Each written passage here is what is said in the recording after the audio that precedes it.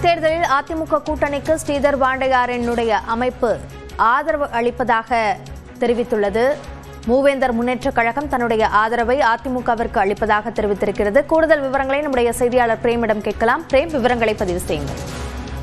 அபிநயா, 2026 சட்டமன்ற தேர்தலில் மூவேந்தர் முன்னேற்ற கழகம் அதிமுகவுடன் தற்போது கைகோர்த்திருக்கிறது. குறிப்பாக இந்த தேர்தலுக்கு ஆதரவு தெரிவிப்பதாக மூவேந்தர் முன்னேற்ற கழகத்தின் நிறுவன தலைவர் ஸ்ரீதர் பாண்டியார் தற்போது புதுச்சேரி மாநிலத்துக்கு பரப்புரைக்காக வந்த எதிர்க்கட்சித் தலைவர் எடப்பாடி கே பழனிசாமி அவர்களை நேரில் சந்தித்து ஆதரவு தெரிவிப்பதாக தற்போது இணைந்திருக்கிறார். குறிப்பாக 2026 சட்டமன்ற தேர்தலில் தேசிய ஜனநாயக கூட்டணியுடன் இணைந்து இந்த தேர்தலை சந்திப்போம் என்று தற்போது பேசியிருப்பதாக தகவல் வெளியாகிறது. குறிப்பாக 2021 சட்டமன்ற தேர்தலில் ஏற்கனவே அதிமுகவுடன் தான் மூவேந்தர் முன்னேற்ற கழகம் சட்டமன்ற தேர்தலில் கூட்டணியில் இடம்பெற்றிருந்தது. அப்போது கும்பகோணம் தொகுதியில் போட்டியிட்ட கட்சியின் நிறுவன தலைவர் ஸ்ரீதர் பாண்டியா சுமார் 75,000 வாக்குகள் பெற்று திமுக வேட்பாளர் சாக்கோட்டை நாயகனிடம் தோல்வியை தழுவினார். இதனால் வெற்றி வாய்ப்புகள் இல்லை என்பதால் 2024ஆம் ஆண்டு நாடாளுமன்ற தேர்தலின் பொழுது திமுக கூட்டணிக்கு ஆதரவு தெரிவித்து அவர் பல்வேறு இடங்களில் பிரச்சாரம் மேற்கொண்டார்.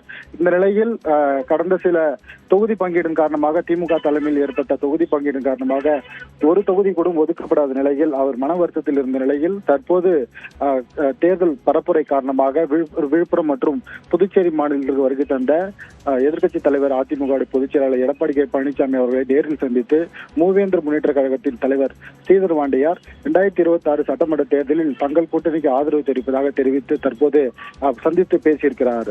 அப்னியா, விரிவான விவரங்களுக்கு நன்றி பிரேம்.